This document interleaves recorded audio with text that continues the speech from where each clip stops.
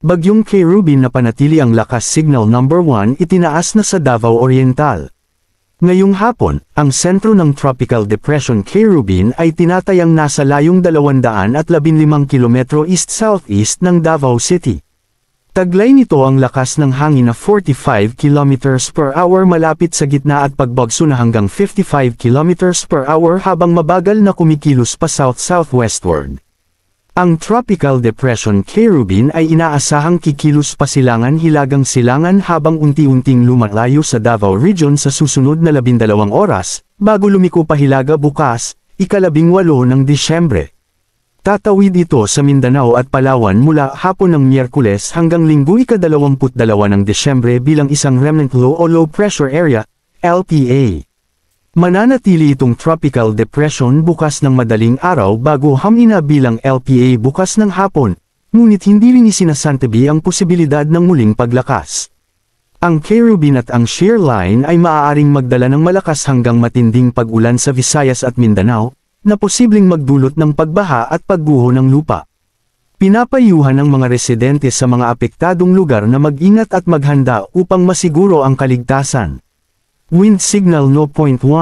Davao Oriental. Ang Tropical Depression Kerubin ay nagdudulot ng pag-ulan na may kasamang malakas na hangin sa Davao Oriental, kung saan may posibilidad ng pagbaha o pagguho ng lupa dulot ng katamtaman hanggang sa paminsan-minsang matinding pag-ulan. Ang malakas na hangin ay maaari ring magdulot ng bahagyang banta sa buhay at ari-arian. Samantala, ang Eastern Visayas, Caraga, at iba pang bahagi ng Davao Region ay makakaranas ng maulap na kalangitan na may kalat-kalat na pag-ulan at pagkulog-pagkidlat na dulot ng Tropical Depression Kerubin, na may katulad na banta ng pagbaha o pagguho ng lupa mula sa katamtaman hanggang malakas na pag-ulan. Lumakas at ganap ng bagyo o Tropical Depression ang binabantayang LPA sa silangan ng Mindanao at pinangalanang Quiribif, ayon sa Pag-asa. Tatawid ang nasabing bagyo sa kalupaan ng Visayas at Mindanao. Asahan din na magtataas ng tropical cyclone wind signal ang Pag-asa sa loob ng 24 na oras. Inaasahang magdadala ito ng mga pag-ulan sa malaking bahagi ng bansa partikular sa Visayas at Mindanao na posibleng magdulot ng mga biglaang pagbaha o pagguho ng lupa.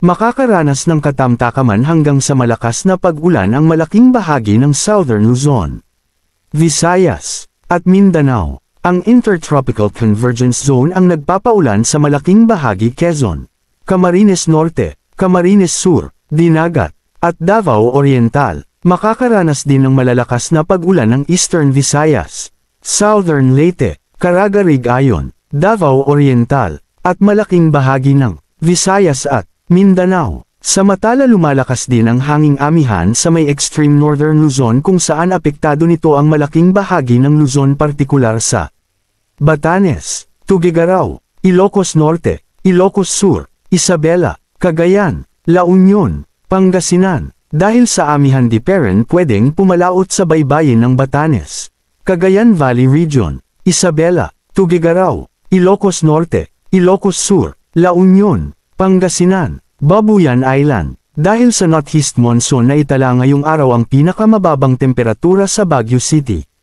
Tanay, Malaybalay, Abukay, Tuguegarao, Basco Batanes, at Quezon City. Yan ang mga lugar na may naitalang mababang temperatura ang Pag-asa ngayong araw. Visayas Rainfall Advisory, Tuesday, December 17, 2024. Light to moderate with at times heavy rains are expected over Negros Occidental, San Enrique, Pontevedra, Hinigaran, Isabela, Binalbagan, Himamaylan City, Kabangkalan City, Guimaras, Buenavista, San Lorenzo, Sibunag, Iloilo, Carles, Estancia, Batad, Balasan, San Dionisio, Concepcion, and nearby areas. Within 1 to 2 hours, the above conditions are being experienced in Bohol, Cebu, Negros Oriental, Siquijor, Biliran, Leyte, Albuera, Batu, Baybay City, Calubian, Capoocan, Hilongos, Hindang, Inopacan, Isabel, Cananga, Leyte, Matag-Ob, Matalom, Merida, Ormoc City, Palompon, San Isidro, Tabango, Villaba, Negros Occidental, Bacolod City, Bagu City, Cadiz City, Calatrava, Enrique B.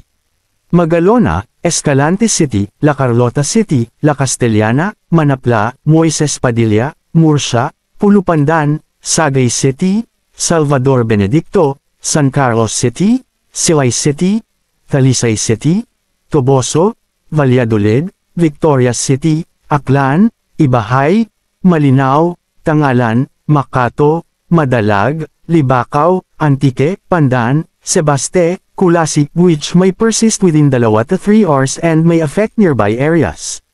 Manatiling nakakatutok sa weather balita. Para sa bago pang updates, don't forget to subscribe. Thank you for watching.